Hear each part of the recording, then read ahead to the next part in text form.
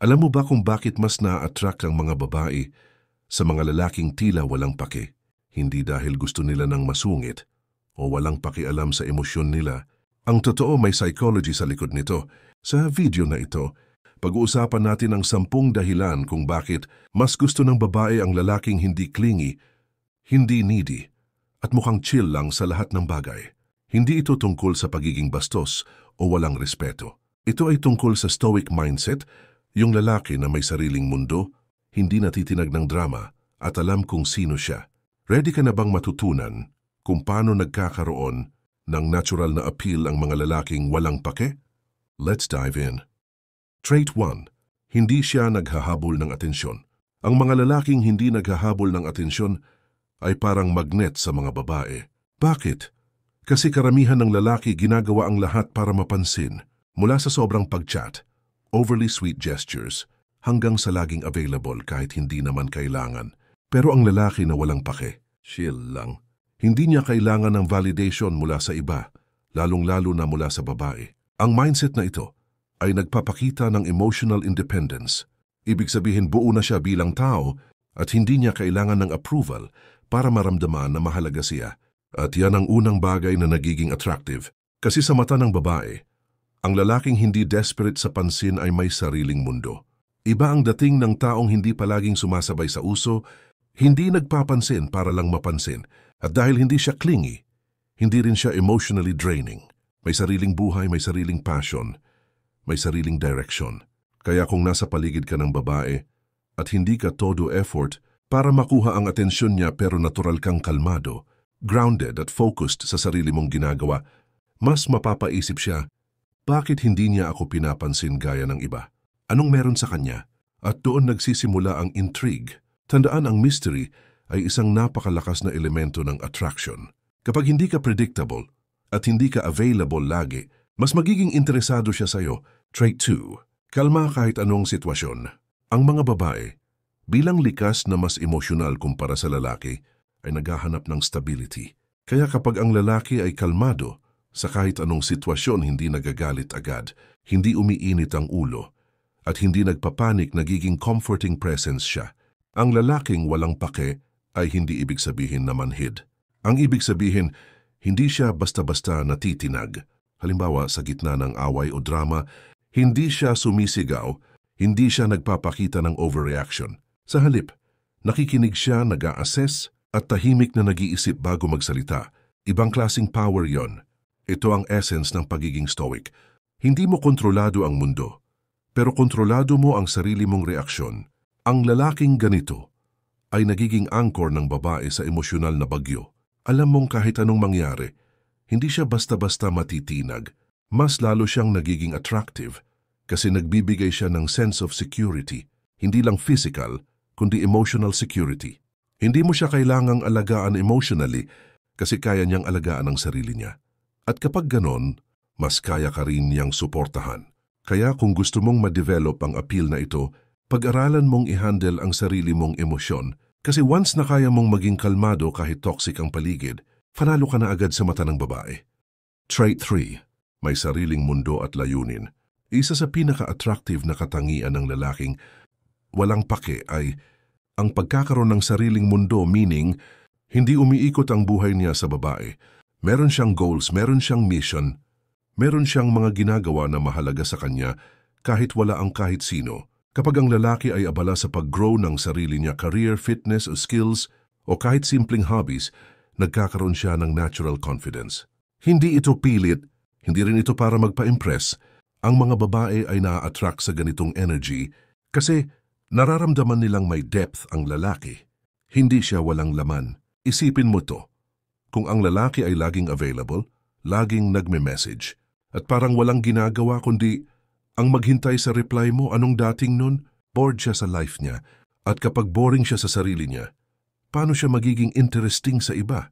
Pero kapag ang lalaki ay passionate sa ginagawa niya, nagiging masaya siya sa sarili niyang mundo. At yun ang gusto ng babae. Gusto ng babae ang lalaking masaya kahit wala siya. Dahil mas totoo ang pagmamahal kapag hindi ito galing sa pagkukulang o kakulangan, kundi sa kabuuan. Kaya kung gusto mong ma-attract ang tamang babae, itigil mo ang pagiging available lagi. Gawin mong priority ang sarili mong growth at malalaman mong ang babae kusa na lang dumarating kapag ikaw ay fully focused sa purpose mo. Trait 4. Hindi takot mawalan. Ang lalaking may walang pake. Vibe ay hindi natatakot. Mawala ang isang babae at dito siya nagiging mas desirable.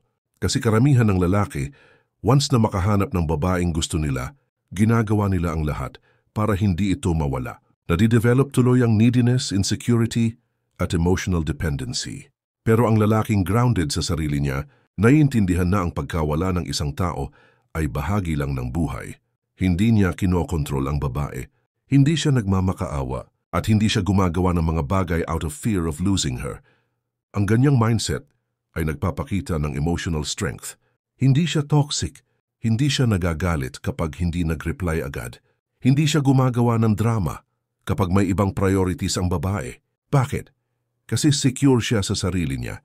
Alam niya ang halaga niya at alam niyang kung aalis man ang babae, hindi siya mabubuwag. Ito ang nagiging dahilan kung bakit mas gusto siya ng babae dahil hindi siya emotionally manipulative. Hindi niya ginagamit ang guilt, tampo o silent treatment. Kaya nagiging safe space siya. At ironically, ang taong hindi takot mawala ang isang tao ay mas pinipili ng taong iyon. Kasi wala siyang pressure, wala siyang bigat, wala siyang drama. Trait 5. Hindi madaling maapektuhan ng opinyon ng iba. Isa sa pinakabigat na trait ng mga lalaking may stoic mindset ay ito. Hindi sila nabubuhay para lang ma-please ang iba. Hindi ibig sabihin suplado o bastos, pero hindi rin sila puppet ng opinyon ng ibang tao. Alam nila kung sino sila at hindi nila kailangang baguhin ang sarili nila para lang ma-approve ng kahit sino. Kahit babae pa, ang ganitong lalaki ay may sariling paninindigan. Hindi mo siya madadala sa peer pressure. Hindi siya mabilis mapahiya kasi hindi siya nabubuhay sa validation. Kaya niyang tumawa sa sarili niya. Kaya niyang tumanggi sa mga bagay na hindi aligned sa values niya at hindi siya nagpapanggap para lang magmukhang cool. Sa mata ng babae, ang ganitong ugali ay sobrang attractive kasi karamihan ng tao ay takot ma-reject o matawag na weird kaya lahat na lang sinasakyan.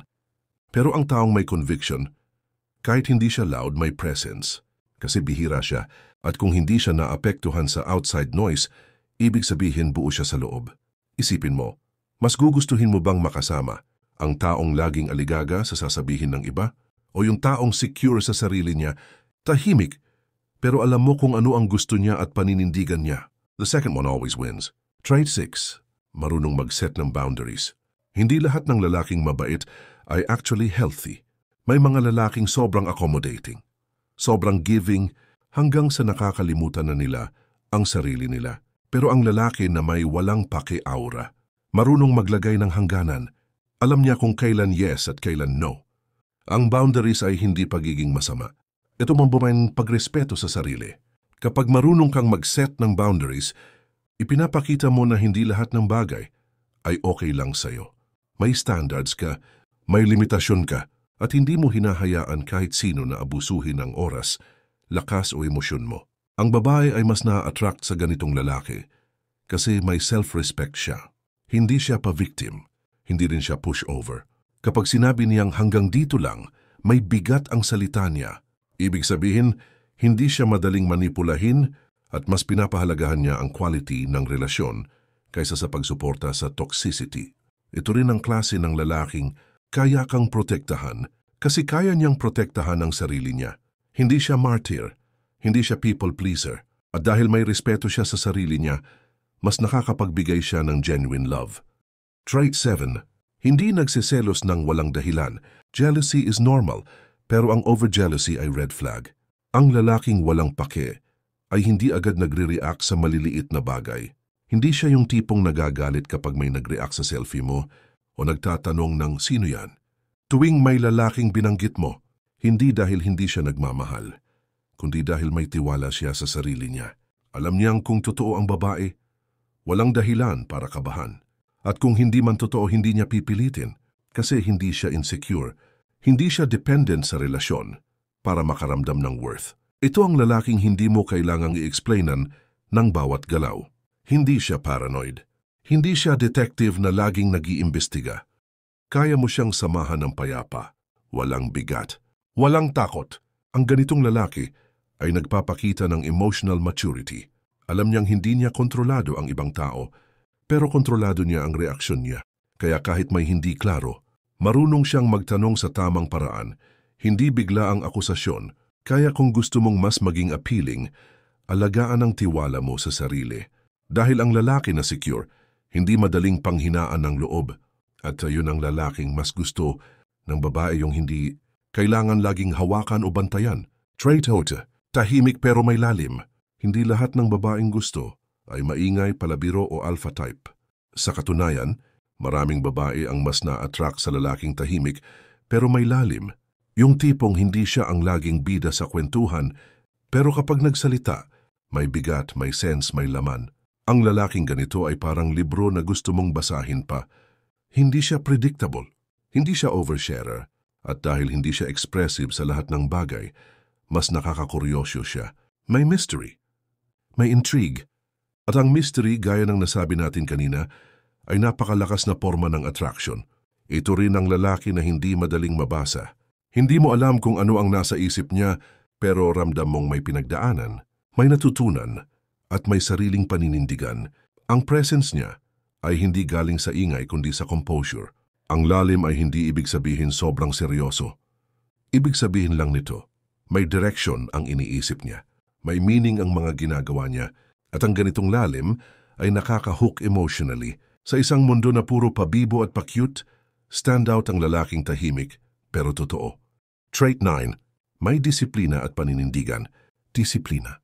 Ito ang isa sa pinaka-underrated traits ng lalaki, pero sobrang laking bagay sa mata ng babae. Kasi ang taong may disiplina ay hindi sunod-sunod lang sa hilig o bugso ng damdamin. Marunong siyang maghintay, marunong siyang magpigil, marunong siyang tumanggi kahit gusto niya kung alam niyang hindi ito makakabuti. Hindi ito pagiging boring, ito ay pagiging leader ng sarili mong buhay. At ang lalaking may disiplina ay may paninindigan. Hindi niya sinasabi lang ang gusto kong magbago o gusto kong ma-achieve to. Ginagawa niya. Pinaninindigan niya at araw-araw kahit maliit na bagay, pinipili niyang i-improve ang sarili niya. Ang ganitong klase ng lalaki ay hindi dependent sa motivation. May routine siya, may standard siya para sa sarili niya. At ang mga babae gustong-gusto ito, hindi dahil gusto nilang sumakay sa success mo, kundi dahil nararamdaman nilang safe sila sa taong may direction. Kaya kung gusto mong maging mas attractive, disiplinahin mo ang sarili mo sa maliliit na bagay. Simula sa oras ng gising mo, sa pagkain mo, sa diskarte mo, sa pera. Dahil ang disiplina sa loob ay nagmamanifest sa outside world at yun ang tunay na forma. Trait 10, hindi ginagawang sentro ng buhay ang relasyon. Ito na marahil ang pinaka-controversial sa lahat. Hindi ginagawang sentro ng buhay ang babae o relasyon. Karamihan ng lalaking nagkaka-girlfriend, nawawala sa sarili. Parang lahat ng oras, effort at pangarap para na lang sa relasyon. Pero ang lalaking walang pake. Hindi ganyan. Hindi ibig sabihin ito na hindi siya nagmamahal. Hindi rin ito pagiging selfish. Ang totoo, mas totoo nga ang pagmamahal niya. Kasi kahit mahal niya ang babae, hindi niya binabali ang sarili niyang pangarap, pagkatao o prinsipyo para lang mapasaya ito. Sa mata ng babae, mas gugustuhin nila ang lalaking may sariling buhay.